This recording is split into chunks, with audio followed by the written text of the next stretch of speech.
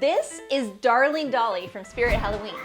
In this video, we're gonna turn her into one of the most requested monsters we've ever had, the other mother from Coraline. You're going to stay here forever. There's one immediate problem with our plan though, and that is that She is so tall. I can't even reach it. I have an idea. We just got this adjustable desk from FlexiSpot, and look, I can reach her. It may not be the most practical use for the desk, but look, it's so much fun. More about the desk later. First, I think we need to take her all apart and see what we're working with. So we realized we could let her fall down and that we can at least kind of reach everything, so that helps a lot. Ah, high five. Velcro here. That should stay on. This thing is so big.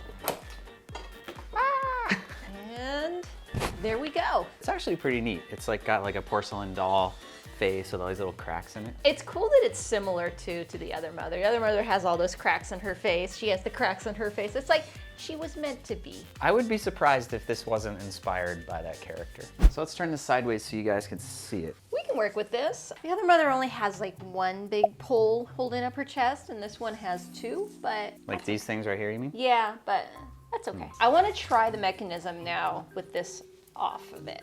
You know how when we add too much weight to a mechanism and it doesn't work well?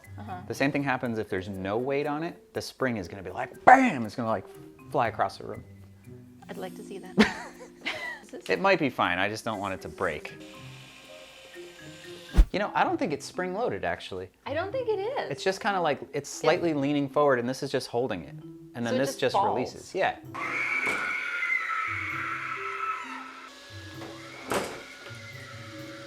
I don't think we're gonna be able to wrap these two poles and pretend that they're one pole, because look how far apart they are now. So when it falls, they go closer together. But when they're up, you know, they're further apart. So we're just gonna pretend that this pole doesn't exist. Use your imagination. It's an illusion. What's that thing? I think it's her body. I'm not quite sure yet. I'm kind of stuck. This is her collar. So this is gonna go like right up here. And I was thinking like I could just make a cardboard template prototype thing, but cardboard is really hard to work with. It doesn't bend. I don't know, it's not bending like I want it to. I was thinking I could make like a nice round back out of this, but I just ripped it instead. So I don't know, I was gonna make like this cool EVA foam shell, but now I'm thinking maybe just some wires to make the shape of her back. The other problem is anything that's attached to the front pole can't rigidly be attached to the back pole because of the way they like slide and get closer and further apart. So it's like I have to make a cage that's either attached to the front or the back, but not both. I don't know why that's hard. Just do it. Just attach it somehow. Yeah, okay. Cool. I can do that. Okay, I found a solution I think is going to be awesome. We took the plastic thing that was on the front and we put it on the back. And it's gonna perfectly make the shape of her hunchback. And then we'll continue the rest of the shape with these wires that are flexible up to the front of the neck here. And that way, like, when it bends, the wires will like flex and it's great. Okay, we're gonna cut out the collar out of this 6mm EVA foam. And it was nice that I made this template because I can basically just trace this onto the foam. Although I do need to make it a little bit wider. The EVA foam is nice because it's rigid enough to stand up like a collar, but still flexible enough to bend with the animatronic.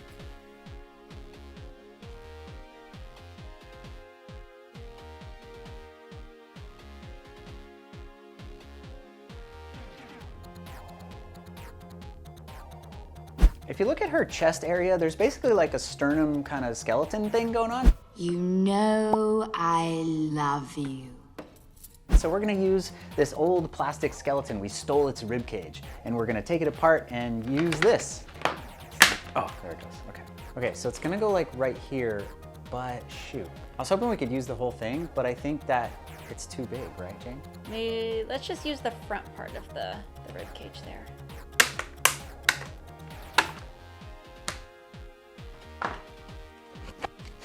Much better. Something like that, right? Yeah, so I've got the wire cage built. Now the idea is that the fabric should be able to lay on top of it and have a basic shape. Great. Something like that. So that'll get kind of gathered up and, I don't know, attached somewhere down here, but it's a nice round back. Now, this is all temporary. I am gonna test it out first and make sure nothing's colliding and breaking and collapsing when the thing goes forward. Sounded like it crunched. Did something crunch? I don't It looks like it all fits. I don't think anything crunched. I think this came off. Like, oh, it was the tape ripping so off. this compresses up here. So I may only connect it like so far and then just so it has some, I don't know, more room to compress. Normally the arms come out way down here, but that kind of makes it so like the arms kind of come out like down at the bottom of the belly, which is a little bit strange. So we're gonna redo it and have the arms come out up at the shoulders like they're supposed to. Oh, look at the fingers. They're like these long wires. There's only 4 fingers. I didn't even notice that. Also looking at the concept art, the shoulders come like kind of way out. So I took a piece of PVC pipe and I've got it temporarily attached to here just with some wire. And now watch this. This square pipe actually fits perfectly, nice and snug inside a 3/4 inch PVC.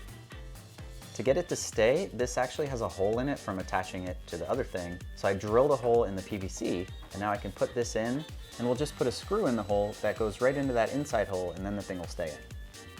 Okay, I got the other one on and I'm gonna let it swing freely because check it out, they'll just kind of move a little bit. We'll get a little bit of secondary motion on the arms and then when it comes up like this, they kind of swing back and then, you know, it kind of moves. It might work, it might not. We're gonna leave it like this for now and see what happens.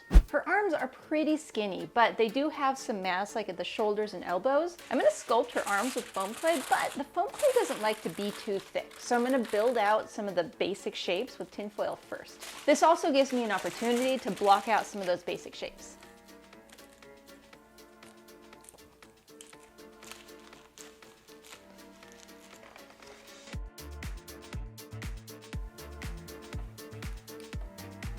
Jaimie, your hair looks so good. Thank you. I love the green. It's very Halloween.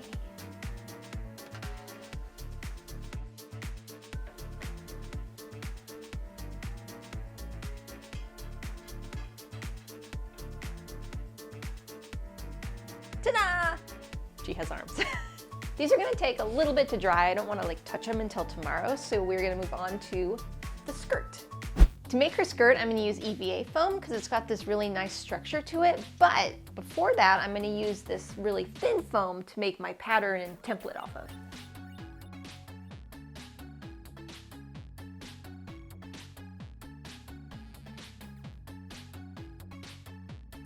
That seemed to work pretty good. I think that's good, yeah. So now I can cut this apart and then transfer it to some EVA foam. You know, I never considered having like an adjustable height desk for a workbench, but look at this, this is awesome.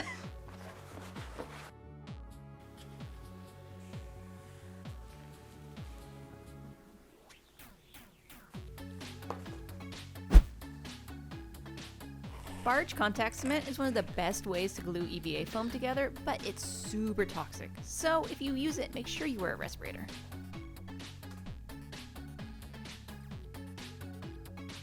Something is very wrong here. This side seems okay. This side is way up here. I think I connected something wrong. I figured it out. I didn't mark my pieces well enough. This piece is supposed to go right here, but I didn't mark my pieces, so I accidentally glued this up here. And that's why you make registration marks. Luckily, this should be pretty easy to fix. I only have to cut one part. Okay, I glued it back in the right spot this time, and look, it's so much better. So, goes to show, mark your pieces. Don't put the puzzle together wrong. I love this. Look, she's eye level now. It's time to make the other mother's head. The shape of her head is a lot different than what we're working with here. So we can't just do a simple repaint. We're actually gonna have to sculpt on stuff. Like we're gonna have to give her like the button eyes and make a big old mouth and the pointy nose. I'm gonna do that with some epoxy clay. I really am not the best sculptor when it comes to face things, but we're gonna try our best. Jaimie, you always say stuff like that. Have I sculpted a face yet, aside from the tiny Juju Charles? No. Yeah, but this is like the 50th time we've done something that you've never done before. And give yourself some credit here. It's gonna be great, right guys? Okay, yep. Hey, at least, you know, her face is pretty messed up, so, you know, it's all good. It's kinda got like an Uncle Fester thing going. Yeah. Gotta wear the wig. Do a little jig.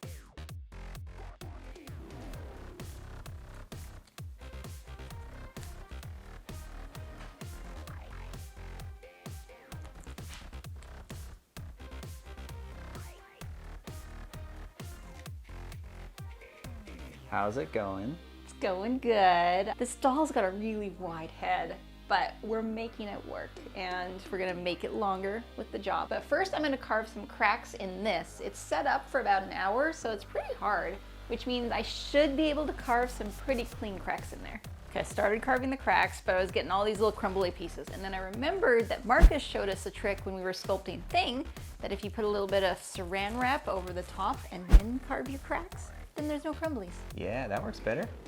Think so? Yes, better. Much better.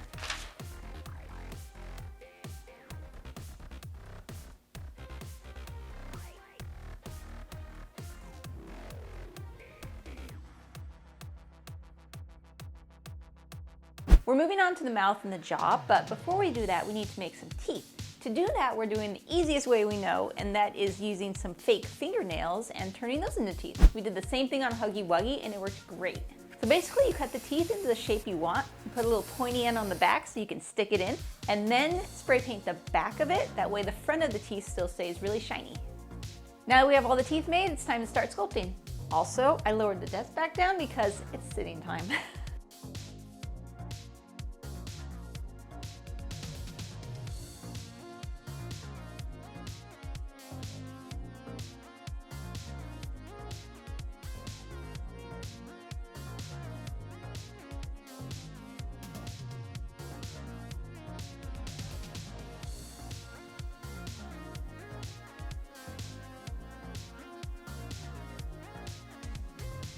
Jaimie, that is incredible.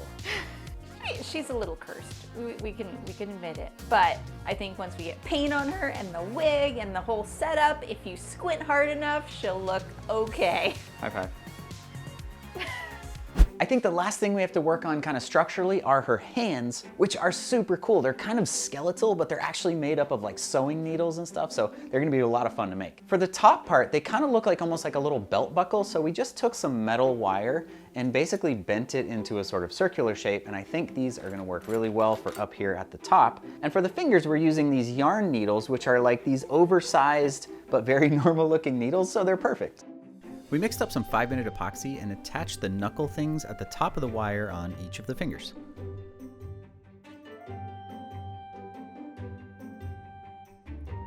We glued the little plastic needles together to make up each of the individual fingers. The tricky part was bending the wires to match them and then gluing them on. Everything is kind of fragile, so we just had to take our time here. Also, being able to remove the arms is going to be really nice for storing them later. It also helped to take them outside to paint. We did the same thing with the head after taping off the eyes and the teeth. And then the back of the collar we painted black. We're waiting on a whole bunch of stuff to dry, but I really want to see what the head looks like on the body. I'm worried that it's going to be way too heavy. Oh, it'll be fine. I mean, it's staying up. Yeah, it didn't collapse. That's a good sign. How's that look? She's totally got an emo cut. Amazing. That's really heavy. I'm pretty sure when that falls down, the head's just gonna rip off. No!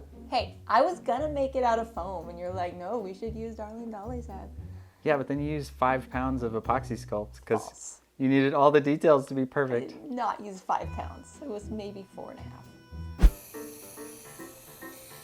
We're attaching some fabric to the front of her collar using spray adhesive. And once it dries, I'll trim off the excess, but I'm leaving some at the bottom to help join it to her back later. There we go. I'm excited to put this on. Yes. That seems good. Yeah. Yeah? Okay. Yeah. All right. It is now permanently bonded. Oh my goodness.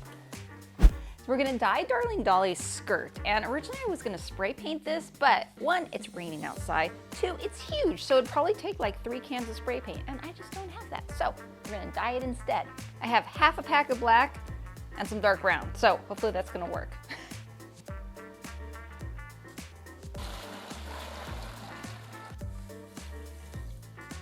Mixy mix, and in she goes. Well, I've got good news and I've got bad news. The bad news is the dye didn't work at all. It just turned the skirt gray. But the good news is it stopped raining. So we're gonna go spray paint the skirt.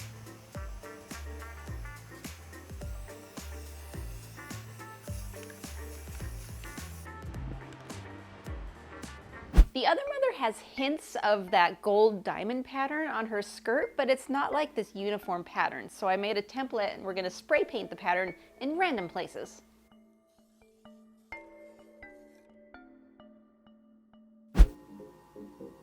How high am I going? Real high. This is awesome. I think I'm gonna try using barge to glue this on.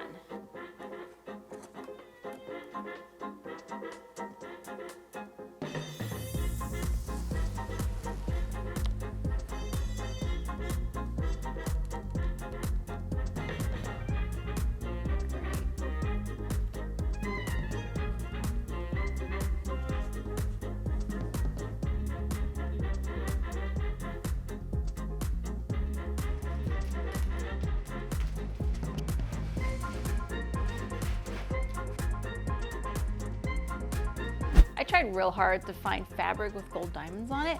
Doesn't exist, at least not at Joann's. So instead we're gonna sponge paint on diamonds. Now we're sponge painting them on because it's gonna let us have more control over it versus this, where it wasn't supposed to look organized. Like on her skirt, it's scattered all over the place. But on the shirt and the top of the skirt, they're much more like in a row. So I've got her arm here, and her arm is like this combination of bone and cracked porcelain, kind of like her face is. And it has cracks in it, but they're only like a certain area, like right here and then right on her shoulder, and they're a lot more fine than the cracks on her face. So instead of carving those in and painting them, we're just gonna use a paint pen. The hands got spray painted silver, but to make them look more real, we gave them a dark wash. After that, it was on to the face. I really didn't like how the face turned out up until this point. I even considered sculpting an entirely new one. But once we started to get the paint on it, especially the lips and the eyebrows, it actually started to look like her, and I felt so much better. I was really nervous about sculpting this, but I'm so glad I went for it. The back of her head comes up to a point, so I made her this beautiful little hat to go under her wig. And now when we put the wig on, it should have that nice point to it.